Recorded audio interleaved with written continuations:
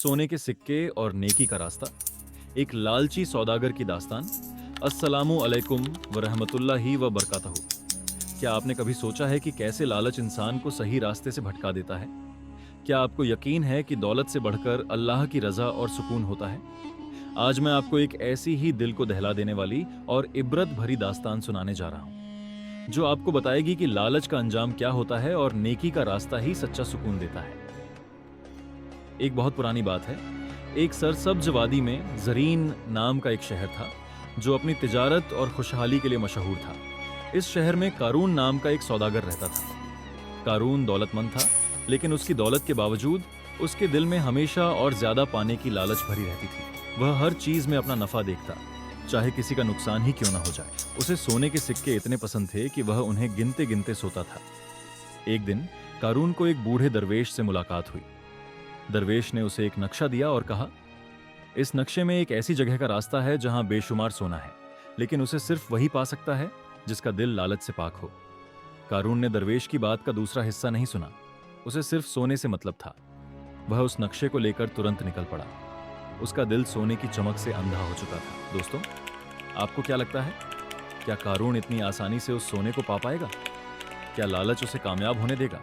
Comments में अपनी राय जरूर दें। नक्शे के मुताबिक कारून एक घने जंगल से गुजरा, फिर एक सूखी नदी पार की और आखिर में एक सुनसान पहाड़ की चोटी पर पहुंच गया।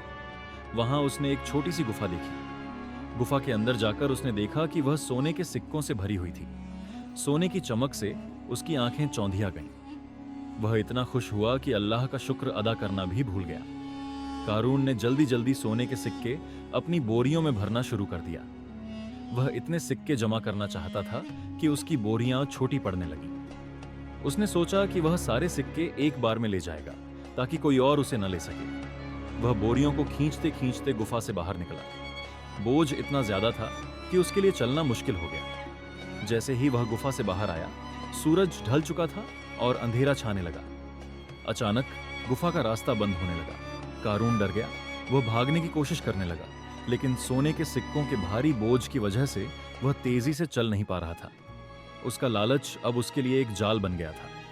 वह चिल्लाया, ओह, ये मैंने क्या किया? काश मैंने थोड़ा कम सोना लिया होता। है ना ये एक जबरदस्त सबक? लालच कैसे इंसान को उसके ही जाल में फंसा लेता है। आपको इस कहानी से क्या सबसे बड़ा सबक मिला? अपनी पसंद कमेंट्स में बताएं, और अगर आपको ये वीडियो पसंद आ रहा है तो लाइक करना ना भूलें। कारून ने कुछ सिक्के फेंकने की कोशिश की ताकि वह हल्का हो सके, लेकिन तब तक बहुत देर हो चुकी थी। गुफा का दरवाजा पूरी तरह बंद हो गया। कारून उस सोने के साथ अंदर फंस गया, जिस पर उसका दिल लालच से भरा था। उसने अपनी गलती मानी और अल्लाह से माफी मांगी, लेकिन अब उसके पास सिर्फ पछतावा था। उसका सारा सोना उसी गुफा में रह गया और उसकी लालच भरी दौलत उसके काम न आ सकी। शहर जरीन में लोग कारून के गायब होने से परेशान हुए। कुछ दिनों बाद जब कुछ नेक लोग उसी जगह पर गए तो उन्हें बंद गुफा के बाहर दरवेश की लिखी हुई एक पुरानी तख्ती मिली, जिस पर लिखा था, लालच का अंजाम हमेशा अंधेरा होता है और सच्ची दौलत नेकी और अल्लाह की रजा में है। तो दोस्तों, ये थी सोने के सिक्के और नेकी का रास्ता की दास्तान, एक लालची सौदागर की इबरत। ये हमें सिखाती है कि लालच कभी भी सुकून नहीं देता, बल्कि इंसान को बर्बादी की तरफ ले जाता है। सच्ची दौलत ईमान में, नेकी में और अल्लाह की रजा में है।